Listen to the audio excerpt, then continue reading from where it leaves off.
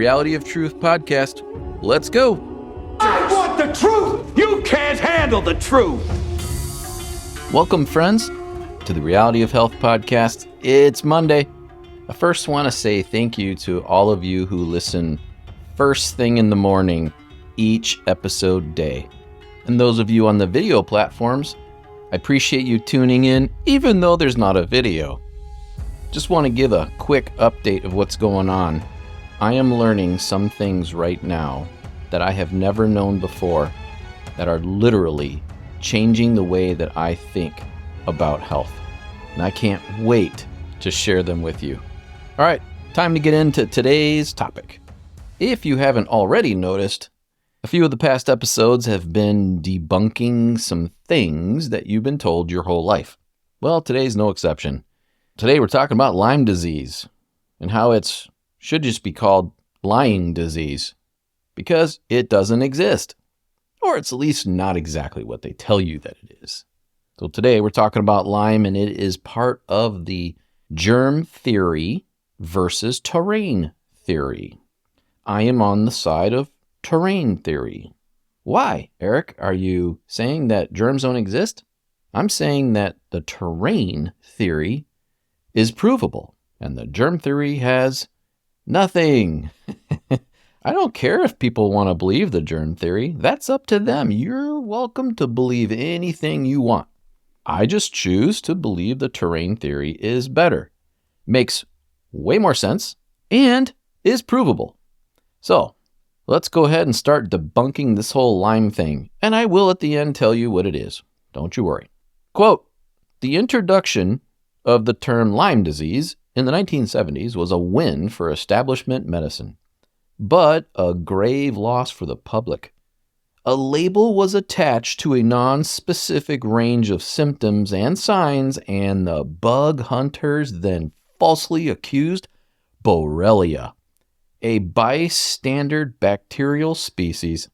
Dr. Mark Bailey. He goes on to say, if a doctor says you have Lyme disease, they do not know what they are talking about. Get out of there before they run non-diagnostic tests, or worse, try to treat you. Yep, couldn't say it better myself. Did you know New Zealand has no known cases of Lyme disease from tick bites? But the New Zealand Health Department says, yes, we have Lyme disease, but even though ticks carry disease-causing bacteria, we just don't seem to have any Lyme disease. That's interesting, isn't it?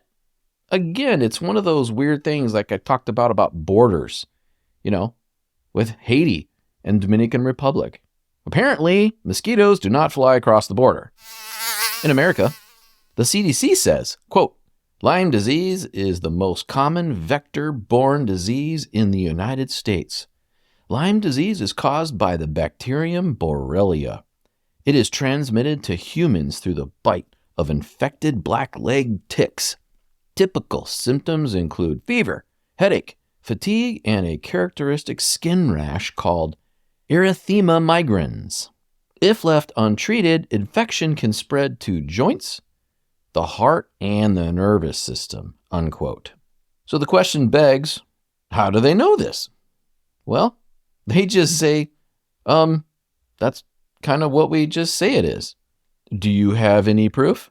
Well, we have, our theory, and so this is, what we believe. Well, how do you believe this theory? What do you have? Do you have anything? Well, guess what? They don't. They have no citations to provide any evidence except the note at the bottom of the web page of what I just read that says the content source. Can you guess who it is? That would be the Centers for Disease Control and Prevention, the National Center for Emerging and Zootropic Infectious Diseases, and another scary one, Division of Vector-Borne Diseases. No studies, no papers, no nothing. It just says source, those three people. But where's the citations? Where's the proof? Oh, no, we don't have anything. Here's another one. Another statement. Quote, Lyme disease can affect several body systems and produce a broad range of symptoms. Not everyone with Lyme disease has all the symptoms, and many of the symptoms are not specific to Lyme disease, but can occur with other diseases as well. Did you hear that? I'm going to say that one more time. This is called circular reasoning. This is how they treat you. This is how they think that you are stupid. Lyme disease can affect several body systems and produce a broad range of symptoms. Not everyone with Lyme disease has all of the symptoms, and many of those symptoms are not specific to Lyme disease, but can occur with other diseases as well. They really want you to believe that. Wow. They just think we are completely stupid. In the book published in 2021 called Lyme Disease and Relapsing Fever Spirochetes, in Chapter 13 called Lyme Disease Pathogenesis, it states that, quote, Lyme disease was first recognized in 1976 when a cluster of cases of juvenile arthritis was recognized in Old Lyme, Connecticut. Yeah, there's a town called Old Lyme. Many of these patients also reported cutaneous skin lesions that were similar to those reported in Europe that were previously associated with tick bites. There was a strong suspicion that an infectious agent was the underlying cause of both cases in Old Lyme, Connecticut, and in Europe. But it was not until 1982 that a spirochete found in ticks was suggested to be the cause. The role of the bacterium named Borrelia as the positive agent of Lyme disease was quickly established as the bacterium was recovered from patients as well as from reservoir hosts such as the white-footed mouse, unquote. That all came from one citation from 1982 called, quote, Lyme disease, a tick-borne spirochete, question mark? Yes, that was titled as a question. So you're telling me we have this spirochete, which is a form of bacteria, and one of those forms is Borrelia, and you're saying this causes all these diseases and these symptoms that people suffer for, and then you're basing it on one citation from 1982 where the title is a question? I thought you knew. If you know something, you don't have a question. You have a statement. Am I right? Sir, yes, sir! So they took 126 ticks from Shelter Island, New York, and found that 61% had spirochetes in their digestive system. So then, based on that dubious number, they stated, quote, the degree of infection varied. Some ticks contained only a few spirochetes, others contained large numbers, unquote.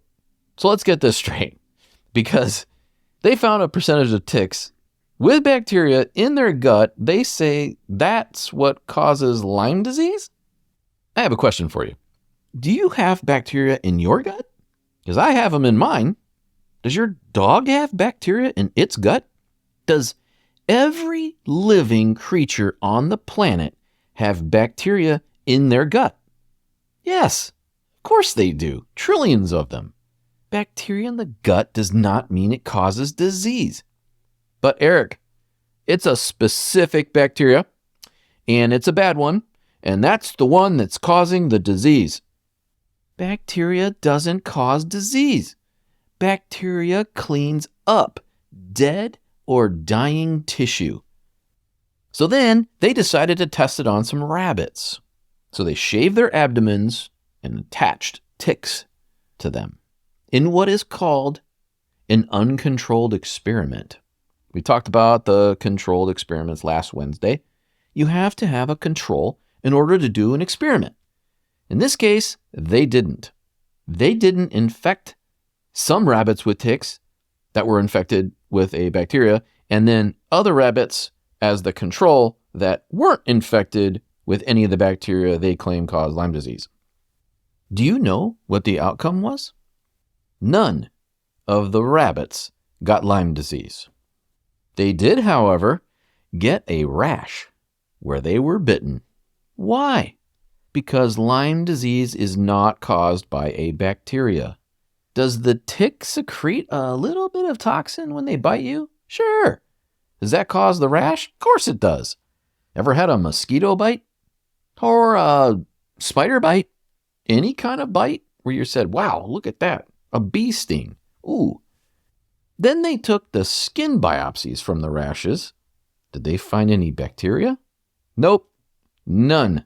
So they have no evidence that spirochetes or bacteria or Borrelia causes any Lyme disease. And yeah, the 1982 paper was supposed to be the gold standard and the reason for proving Lyme disease. And by the way, everything that I just talked about, that's all they have. The entire Lyme disease theory is based on everything I just gave you. They don't have anything more. What they do have is a whole bunch of people talking and regurgitating the same info over and over and over again to make it look like, look at all these studies. No, they're not studies. They're called papers. And it's just some guy who wrote what he thinks, and that's it. So what you have is one more theory that tries to prove the germ theory. Even though Lyme disease does not even exist, they just have to keep on coming up with more and more things for you to fear. Eric, you're telling me that the entire Lyme disease magical theory is based on only one research paper? Nope, there's more. So then they tried to find antibodies in people who have Lyme disease. After all, antibodies are there as a part of your immune system to protect you from pathogens. Ooh, guess what? Antibodies don't do that. Antibodies are like construction cleanup workers. They don't do anything. They don't block viruses. They don't block bacteria. They don't fight. They don't do anything like that. Then they said, well, people with the Lyme disease had more antibodies. Therefore, it proves that if we find the antibodies, we can prove the Lyme disease. Like I spoke of last Wednesday, just because the fire is burning doesn't mean the firemen are the ones that cause the fire. Things show up in your body to clean up stuff, debris, toxins, molds, everything else that shouldn't be there. That is their role. If you have disruption in your body from whatever is causing it, your body will naturally try to get rid of it. And it uses all kinds of things to do that. And antibodies are just one of them.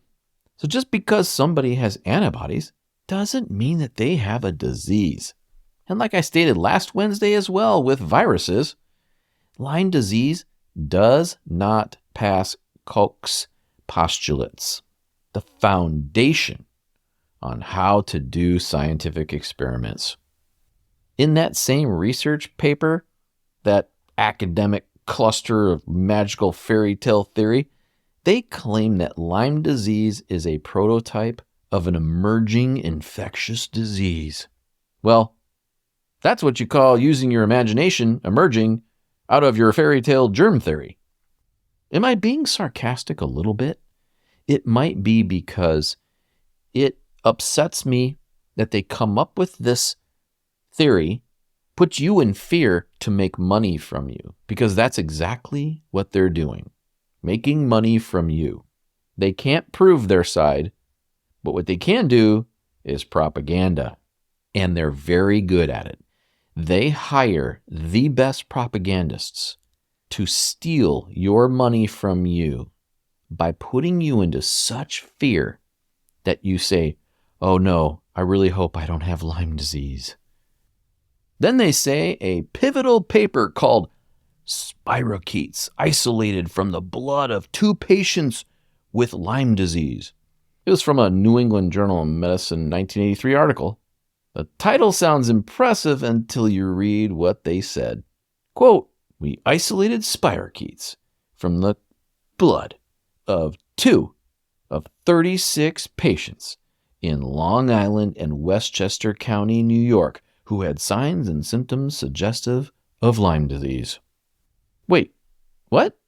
A whole 2 out of 36 who had signs and symptoms?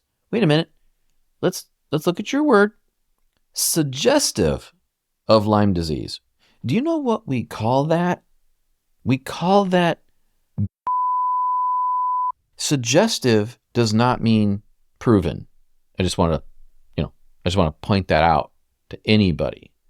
Yet, really super smart doctors, researchers, scientists, and professors will read that and go, oh, look, see, 2 of 36.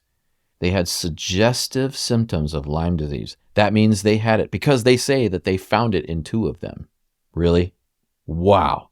Just wow. That means 34 of them didn't have any detectable levels of any bacteria at all. Let that sink in. If you were a gambling person, would you take the odds of 2 out of 36 or 34 out of 36? Just saying. These are the people telling you that you have a disease from a tick wreaking havoc around the world, but they haven't actually found anything yet. Then they had the gall to say, quote, that this provides the most direct evidence to date of their ideological role in disease, of their etiological role in this disease, referring to spirochetes. So what do they claim is the treatment for this magical infection? That would be antibiotics. So now you're saying you're going to give me an antibiotic for something that you can't find. That sounds really scientific, doesn't it? Do antibiotics have any effectiveness at all? Very minor. One day, we're going to talk about antibiotics, and I'm going to teach you why antibiotics seem to work. You can read of stories of people who've gone to Lyme disease specialists and were, quote, cured, unquote, only to find out a year later it all comes raging back. Why? Because it wasn't a bacteria or a virus or anything pathological. The signs and symptoms of Lyme disease are non-specific. The tests to find such causes are non-specific, and what they have to fix it is non-specific. So to get a diagnosis of Lyme disease is totally non-specific. Yet, everyone's heard of it. Medicine can't find it, can't actually diagnose it, and can't actually treat it. So what is it then? Dr. Darren Schmidt says there's 89 different types of Lyme disease. I think there's 89 different types of toxins that sit in the tissues of our bodies that look like what would be a Lyme disease. He's not the only one that believes there's more than one type of, quote, Lyme disease. I mean, the medical profession says it's spirochetes and then picks out just one. How do they know? Well, they haven't found it. What do bacteria do when they feed off of anything? Well, they have to pee and poop. So just like you and I do, you're going to feel it. When you have toxin overload of any kind, I don't care what it is, your body has to respond. One of the ways it responds is it utilizes bacteria and parasites to eat up all of the dead and dying tissue. Why is it dead and dying? That would be the toxins. Your body is a biomechanical crystalline water structure. You interrupt that with a toxin, and it has to do anything it has to do to get back to a homeostasis. And one of the ways that it does that will look like what is called Lyme disease. Arsenic poisoning looks different when you get it than if you had lead poisoning, or if you had mold poisoning, or if you had any other poisoning. They all look different. They all have different symptoms. With all of that said, I will say this. Nobody really knows how anybody gets actually sick. We have ideas, we have titles, we have descriptions, we have symptoms, but does anybody actually know for real why anything has a symptom of any kind whatsoever, a disease, a breakdown of tissue, of dying tissue? No, nobody does. We have associations. These are the disease symptoms. That looks like arsenic poisoning. Okay, probably is, but how did arsenic actually poison you? They don't know. What does it actually do? They don't know. They can only associate. If I stick my finger in the light socket and it kills me, I died. Of what? Electricity. What's electricity? Nobody knows. There's theories, but nobody knows what electricity is. So how did what they don't know what something is, how did that actually kill you? They don't know. All they see is an association. Finger light socket, electricity shoots out of the light socket, kills that person. What's electricity? We don't know. We think it's electrons, but it could be the ether. So who are you going to believe? Edison or Tesla?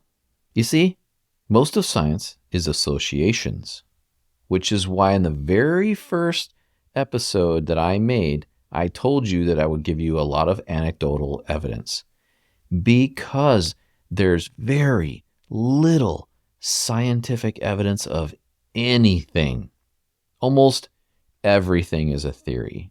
And the very few things that are provable is, this person got exposed to something and now they have symptoms that look like, quote, Lyme disease, unquote.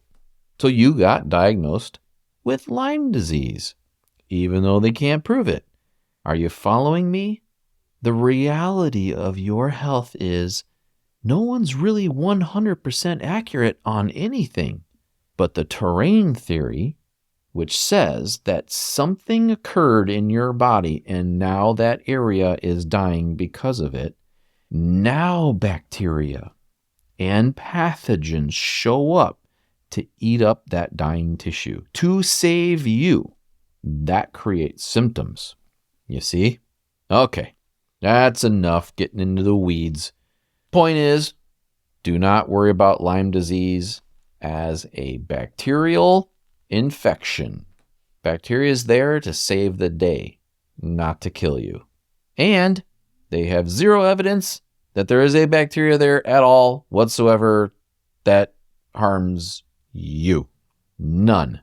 The evidence that they say they have is so thin, it would never stand up, not only in, let's say, a court of law, but if you just asked 100 people with an IQ of 100, they'd be like, that doesn't make sense. Why? Because it's ridiculous. And anybody can tell. I appreciate you listening today. Wednesday's episode might be something that you like. You might drink it. You might enjoy it. You might have a guilty pleasure using it. Wednesday, guess what we're talking about? Wine. Oh yeah. Is it good for you? They say it is. Is it really? What's in it? Can it harm your health? Can it increase your health? That's interesting. I'll see you over there. Take care of yourselves. Oh, and don't forget to do all the cool stuff like comment, subscribe, and like and follow and all that kind of stuff. See you later. Bye. Thank you for listening. You know the drill. Everything's in the show notes.